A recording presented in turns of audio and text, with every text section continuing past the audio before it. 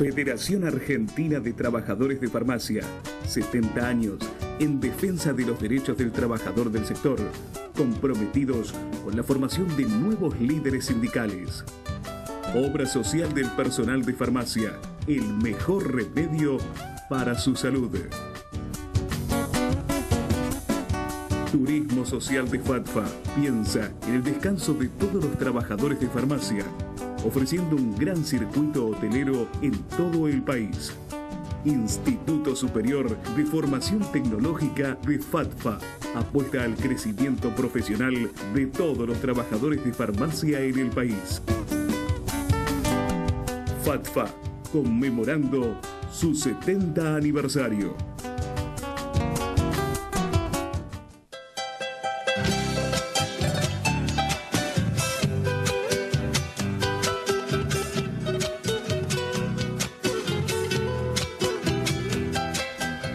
¿Qué tal, país? ¿Cómo están, amigos? Bienvenidos a Proyecto Federal en la emisión número 572, el programa, como siempre, donde vas a encontrar aquellos temas que te interesan, que tienen que ver con la actualidad en general, económica, política, de salud, gremial. Todo, por supuesto, para que estés excelentemente informado. ¿Qué tal, Gustavo? ¿Cómo estás? ¿Cómo te va, Luis? ¿Cómo le va a todos ustedes? Un placer compartir nuevamente este espacio. Realmente muchísimos los llamados que nos dejaron nuestra línea de WhatsApp. A ver si figura por ahí abajo. 116-136-7550. A veces no podemos responder en el momento que está saliendo el programa, pero le contestamos siempre a todos los televidentes. Bueno, en el programa vamos a incorporar un bloque más para relacionarlo con la cultura. Nos va a acompañar en ese bloque la periodista de espectáculos Mónica Ortiz. Pero bueno, primero, el primer dato que tenemos que hablar, y digo datos, ¿sí? Porque no sé, dato, información. Bueno, el fallecimiento de Luciano Benjamín Menéndez. 13 condenas perpetuas. 13 condenas perpetuas.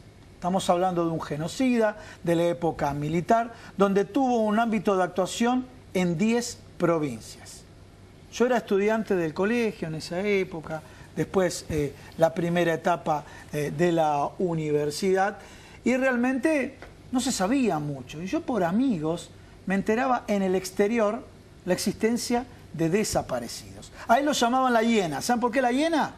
¿Vieron que la hiena cuando está muerto el animal va y lo come? Bueno, aquellas personas que estaban en una situación de debilidad y demás, ahí los ejecutaba y los mataba.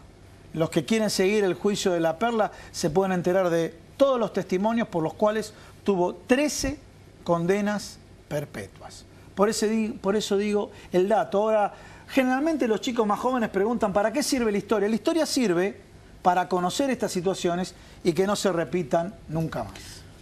La verdad que lo que dice Gustavo es con mucha razón, y hay que tomarlo con mucha prudencia y cautela al tema. ¿Por qué? Por el no herir susceptibilidades de los seres queridos, de aquellas personas que han luchado muchísimo en búsqueda de verdad, en búsqueda de justicia, que la han encontrado con estas 13 cadenas perpetuas que obtuvo Benjamín Menéndez. El tema de ya su desaparición física, lo que nos tiene que dejar es, como dijo Gustavo, es el tema de la historia, de los que vienen, de las generaciones futuras, aprender, comprender, para que nunca más vuelva a suceder esto ni en la Argentina ni en el mundo. Bueno, quiero sintetizar. Luciano Benjamín Menéndez tuvo juicios. ¿Qué significa tuvo juicios? Porque toda la gente que murió no tuvo juicio. Los ejecutaron de manera directa, ¿no? Y en esos juicios, por crímenes de lesa humanidad, tuvo esas 13 condenas a cadena perpetua. Hacemos un vuelco de página, repasamos la información de la semana pasada. El hecho más trascendente a nivel político fue la movilización, y esa movilización con distintas lecturas. ¿Sí? La lectura por parte del gobierno, primero que fue un acto del sindicalista Hugo Moyano para tapar sus causas judiciales, uno de los argumentos que utilizó el gobierno. Después otro de los dirigentes del gobierno dijo, bueno, fue un acto en el cual había distintos aparatos. Estaba el aparato de la izquierda, estaba el aparato de Hugo Moyano y estaba el aparato del kirchnerismo, ¿no? Por eso, esa es la lectura que da el gobierno. Por otro lado, se da la lectura de distintos aspectos que están pasando en la situación económica. Y cuando decimos situación económica, no se olviden, el año pasado, reforma previsional, le quitaron a los jubilados 100.000 millones de pesos, ¿sí? Y en este diagnóstico para reducir el gasto público, esta reducción del gasto público que se traslada en la economía, que se pagan más intereses de la deuda. O sea, hay que sacar plata de algún lado. Los primeros fueron los jubilados. Y ahora se da otro fenómeno en este diagnóstico que hace el gobierno, que es con los trabajadores. Hablo en general, hablemos en general. O sea, la propuesta al sector docente de un 12%, cuando saben los economistas no heterodoxos, los ortodoxos, saben que la inflación va a estar por el orden del 20%. Y le dicen, y no quiero cláusula gatillo de actualización automática. Este tema, bueno, si a mí no me toca, yo zafé, pero a los docentes le toca, o al otro sector le toca. Realmente no está acertando con la brújula cuáles son las causas de la inflación. Por ese tema vamos a abordarlo con Julio Gambina, economista, para que nos cuente, ¿sí?, este tema de a ver si hay una hipertrofia de diagnósticos por parte del gobierno, o por parte de varios gobiernos, o por parte de varios economistas, y una atrofia de soluciones, porque las soluciones que se buscan siempre golpean a los sectores más débiles, ¿no es cierto? Por otro lado, vinculado al tema de la marcha, también, bueno, tuvo fuerte repercusión aspectos relacionados con, a ver, nos van a llamar algunos la isla de Gilligan, pero el tema de las colocaciones de fondos de distintos funcionarios en el exterior en paraísos fiscales. Si hay una cuestión ética, si es una cuestión que merece ser punible o no ser punible. Hay que ver, ¿no? Porque, bueno, de la decisión de apartar a Gilligan del gobierno de Mauricio Macri, y que ahora la justicia va a tener que determinar, porque evidentemente hay elementos probatorios de este dinero que se encuentra en una cuenta no declarada en el exterior, lo cual hace a un funcionario público, ya habiendo presentado en su momento una declaración jurada de sus bienes, por supuesto tiene que tener una punibilidad. ¿Cuál será y de qué manera? Bueno, que la ocultó, que verlo, ¿no? Que la ocultó. Exactamente, que fue ocultada. Y generalmente, generalmente no, tuvo un cruce en un congreso realizado en España, donde otro economista, un periodista económico, le hizo una serie de preguntas, y entre ellas es cómo van a llegar las inversiones a nuestro país si usted tiene colocado su dinero en el exterior, ¿no es cierto? Más allá de las respuestas que no le satisfizo, el periodista le dijo que no decía la verdad, o sea, le dijo mentiroso, fue uno de los escenarios que se planteó. Pero vamos a cerrar este aspecto de índole política para pasar a los temas de consumidor. Hoy nos acompaña Susana Andrada también. Susana Andrada va a estar con nosotros, presidenta del Centro de Educación al Consumidor. ¿Cuánto sabemos o cuánto no sabemos de muchos temas que después terminan generando alguna problemática en nuestra vida, en pagar algún servicio, correctamente facturado o no? ¿Qué tenemos que hacer cuando queremos hacer un reclamo? ¿Cómo debemos hacer correctamente? ¿Y cuáles son, obviamente, las opciones, nuestros derechos que tenemos frente a una situación de estas características? Para ello está, por supuesto, quienes defienden a los consumidores, a nosotros. Canasta Escolar 2018, señores, ya empezó el año, canasta escolar. Carita, te digo. Sí, viene salado. Algunos datos, prefiero que lo diga Susana Andrada, pero algunos datos, el acumulado en 2 años viene bastante significativo, ¿no? Bueno, y también vamos a hablar de fonoaudiología. Nos acompaña la licenciada Gina Romano, presidenta de FANDA, la Fundación de Ayuda para el Niño con Discapacidad. ¿De qué tema va a hablar? Vamos a hablar de hipoacusia, vamos a tratar de interpretar la prevención y el tratamiento, también la detección temprana y el alerta ante un llamado a un chico y que no te responda, que no se dé cuenta que le estás hablando, que te estás dirigiendo hacia él. Bueno, todas estas cuestiones y todos estos tips a los cuales los papás tenemos que prestarle muchísima atención, también junto a la licenciada en unos instantes nada más. Comenzamos ya de lleno este programa de Proyecto Federal del día de hoy. Gustavo, adelante vos, por favor. Bueno, estamos con Julio Gambina. Julio, ¿cómo te va? Gracias por venir acá. ¿Sabes qué? Te voy a pedir, hay varios temas de coyuntura, de actualidad, pero de alguna manera, ya que dijimos historia, hagamos, aunque sea para no aburrir a la gente, un pequeño repaso, porque cuando mencioné a Luciano Benjamín Menéndez, hay un proceso militar donde va acompañado de un movimiento económico. Ese movimiento económico donde se favorecen a determinados grupos empresarios y determinadas políticas económicas. Sí. Tu visión. Hace un poquito más de 40 años, el golpe de Estado del 76 está estrechamente asociado a los profundos cambios de la economía, de la sociedad y del Estado que hoy sufrimos. O sea, no está terminada ni cerrada la etapa que se inició la dictadura militar. Solo un dato, la Ley de Entidades Financieras del año 77 todavía está vigente. La orientación a la apertura a las inversiones externas, que tanta expectativa genera en este gobierno, sigue estando presente. Ley de Inversiones Externas, Ley de Entidades Financieras fueron dos instrumentos clave, por el cual el endeudamiento externo se constituyó en un problema estructural. Y hoy de nuevo la deuda vuelve a ser un problema. Yo te diría que pensar en Luciano Benjamín Menéndez o en todo el conjunto de militares José Alfredo Martínez de Hoz. Claro, José Alfredo Martínez de Hoz como jefe, era un líder empresario, venía de ser titular de Asindar, digamos, una empresa emblemática de la industria pesada en la Argentina. Era el jefe de los empresarios, de los grandes empresarios de la Argentina.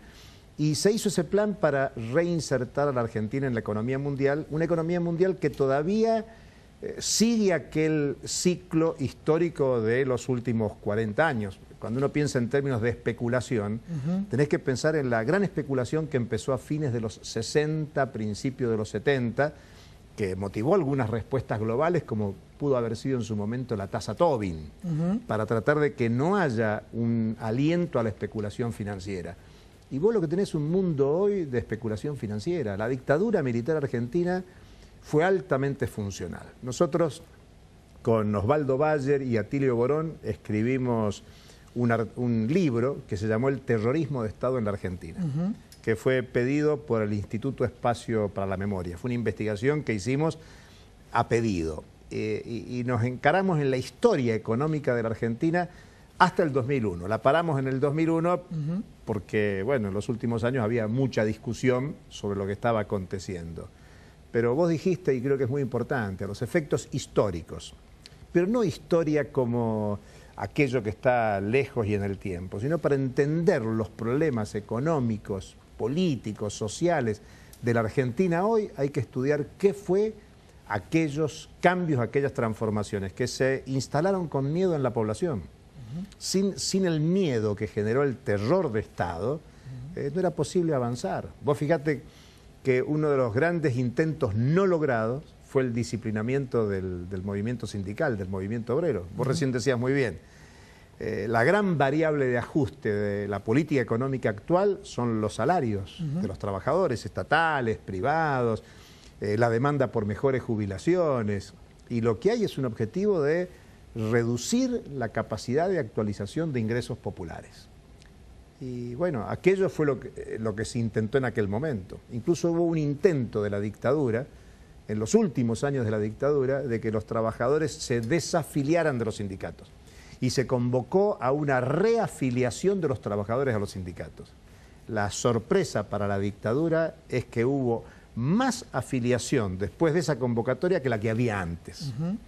Es más, casi uno recuerda, el comienzo del fin de la dictadura fue el 30 de marzo del 82, 2 días previos a Malvinas, donde una gran concentración obrera en Plaza de Mayo marcó los límites de la dictadura militar. Por eso a mí me parece que es muy bueno recuperar esto. No se trata de analizar las muertes. Vos dijiste bien, con juicios, sin juicios. Las personas van desapareciendo, la historia avanza, fluye, son 42 años desde aquel golpe, pero sin embargo los cambios estructurales fueron muy profundos. Y Argentina lo que hacía era subirse a la situación de la economía mundial, porque el clima de especulación mundial se desarrolla a fines de los 60, comienzo de los 70 en el escenario mundial, y Argentina lo que hace es se sube al carro del cambio global. De alguna manera es lo que pasa ahora. Vamos a mencionar una película, principalmente para poder repasar, muy cortito, ¿no? La película Plata Dulce. Claro. La película Plata Dulce. Bueno, Plata Dulce. Que son, bueno, que hace referencia a la especulación financiera. Hoy puede llamarse LEVAC, si ustedes quieren, ¿no? Sí, hoy vos lo que tenés, cuando vos pensás en la situación económica, y si vos tuvieras algo de dinero, o los que nos están viendo dicen, yo tengo dinero, ¿qué hago? Y cuesta mucho hoy decir, voy a invertir en la producción. Voy a poner una fábrica de juguetes, voy a poner una fábrica de calzado, voy a poner una fábrica de vestimenta, exactamente. Entonces lo que vos tenés, si te ofrece una tasa de interés tan elevada en el sistema financiero, sea por las LEVAC o la tendencia va a ser en los próximos meses y años cambiar de las LEVAC a colocaciones del Tesoro, dolarizadas, de alto rendimiento. Entonces, hoy lo que se privilegia es la liquidez. Incluso la señal del gobierno es tapar los tremendos agujeros económicos con endeudamiento público. Vos tenés en estos últimos 2 años más de 130.000 millones de dólares que subió la deuda. Vos pensás que ya se confirmó, aclaremos a la gente, se confirmó ese número de 130.000 millones. Vos pensás que el default del 2001 fue de 100.000 millones de dólares. Y vos tenés ahora una nueva deuda de 130.000 millones. Bueno, ahora vamos a hacer esto.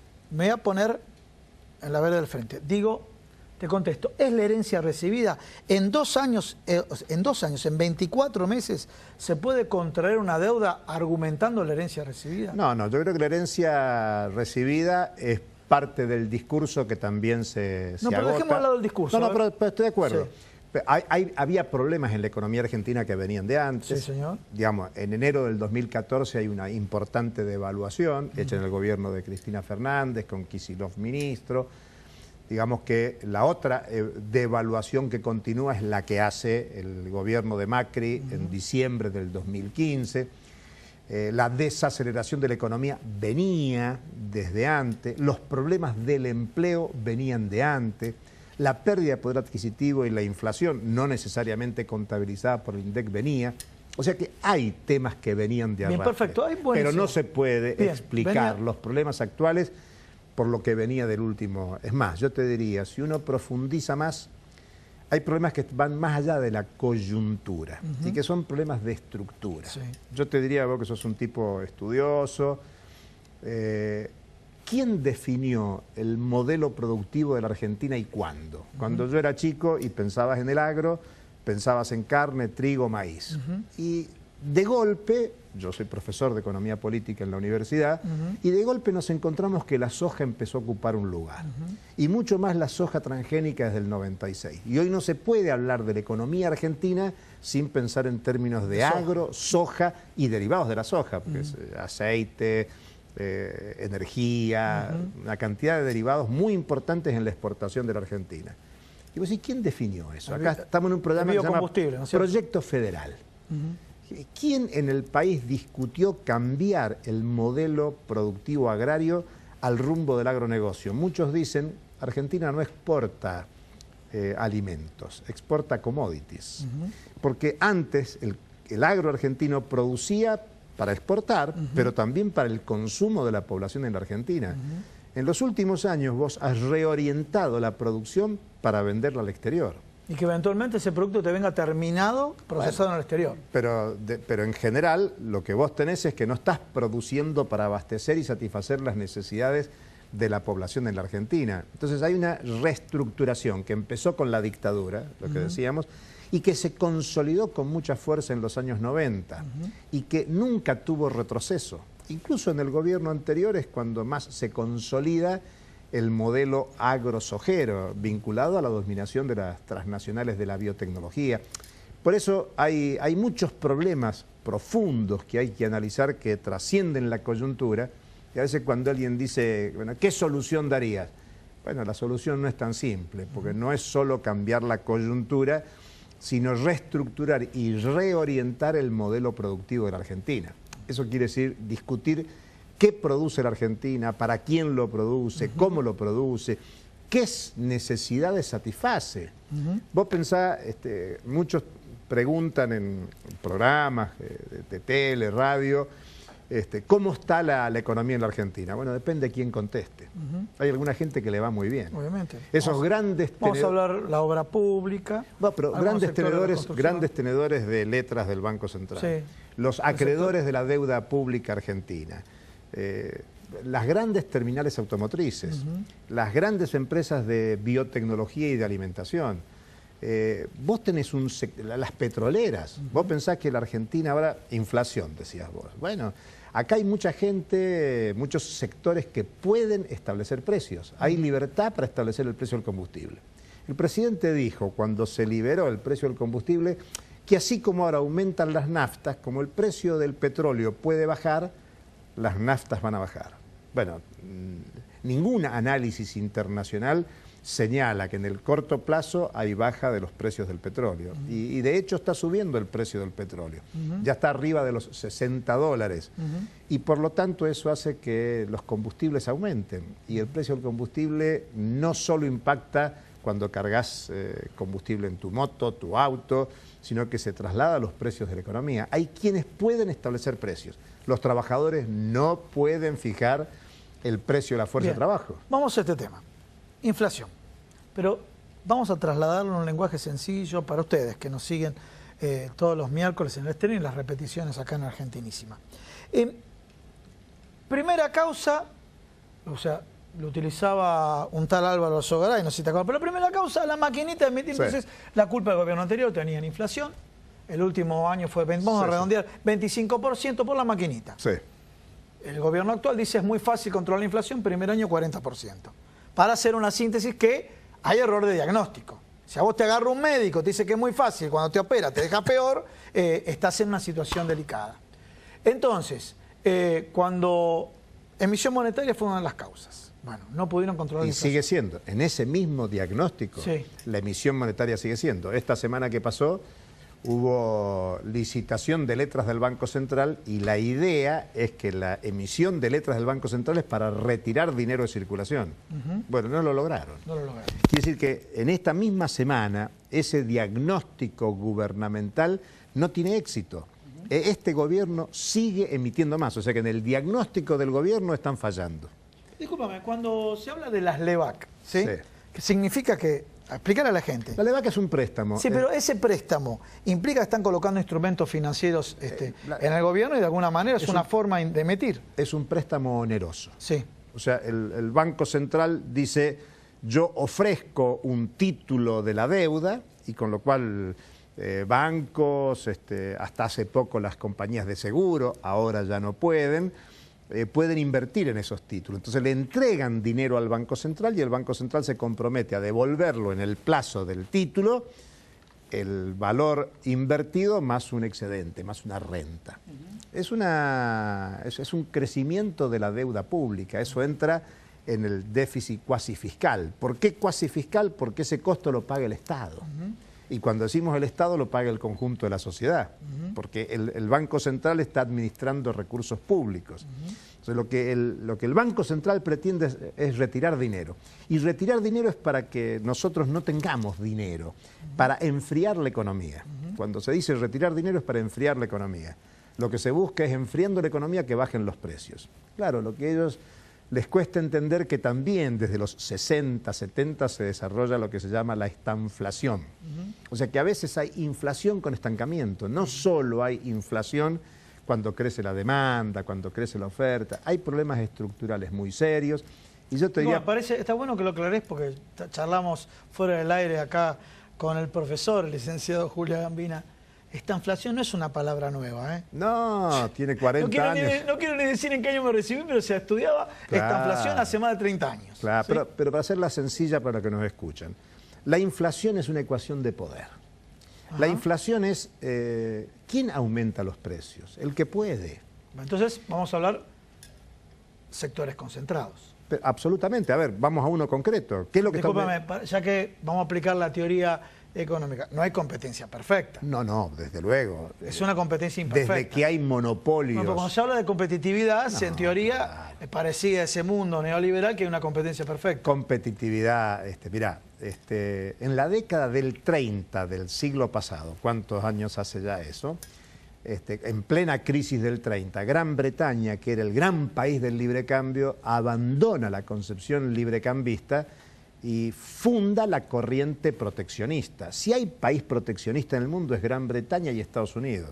Las dos potencias imperialistas más importantes de los últimos 200 años. Los que dominan la economía mundial son proteccionistas. Cuando Trump dice primero América, America First, lo que está diciendo vamos a defender los intereses de nuestro país. Vos podés estar de acuerdo o en desacuerdo, pero están defendiendo sus propios intereses.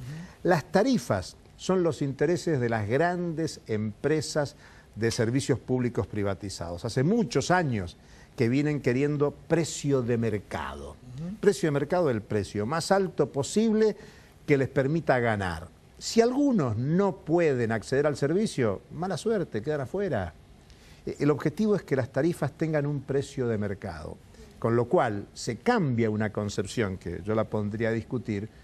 La energía, por ejemplo, ¿es una mercancía o es un derecho? La pregunta sería, la sociedad argentina, hagamos un debate en serio. Si los 44 millones de habitantes que somos en la Argentina no tenemos derecho a la energía. Ejemplo, frío, gas. El gas más caro es el gas en garrafa, el gas envasado. ¿Y quién consume el gas más caro? Los que menos tienen. Vos tenés una sociedad que es una fábrica de pobreza. Los pobres demandan empleo y crecientemente no alcanza con tener empleo para salir de pobre. O sea, vos lo que tenés es un mundo que en los últimos 40 años, pensemos en la referencia de la dictadura, lo que tenés es un mundo cada vez más desigual, un mundo cada vez más concentrado. Lo que no está funcionando es eso. Hay que transformar profundamente. Y la inflación, yo digo, es quiénes son los que pueden poner precio. Obviamente el Estado tiene poder desde el Estado para establecer precios. Por eso establece precios desde las tarifas. Los grandes sectores monopólicos pueden instalar los precios. Cuando el Banco Central se pone a jugar con las tasas de interés, el precio del tipo de cambio se pone en juego. Ese pequeño ahorrista que se quiere cubrir comprando o vendiendo dólares siempre va atrás. Compra cuando el dólar sube y vende cuando el dólar baja. Y los trabajadores o los jubilados, que son trabajadores pasivos, ¿tienen poder para defender el valor de su fuerza de trabajo? Bueno, esa es la explicación de la marcha del 21 de febrero.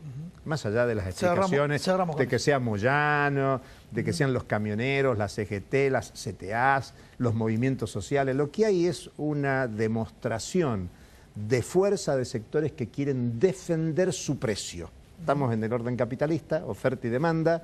El precio de la fuerza de trabajo es algo que se defiende y los trabajadores expresaron su ecuación de poder en esa gran movilización, que no terminó ahí y que viene de arrastre de movilizaciones de marzo del año pasado, de diciembre del año pasado, de esta de ahora y un plan que seguramente va a continuar y va a cubrir la política de todo este 2018. Julio, muchísimas gracias. Por favor, gracias. Vamos un pequeño corte y Luis tiene la próxima nota para ustedes. Vamos.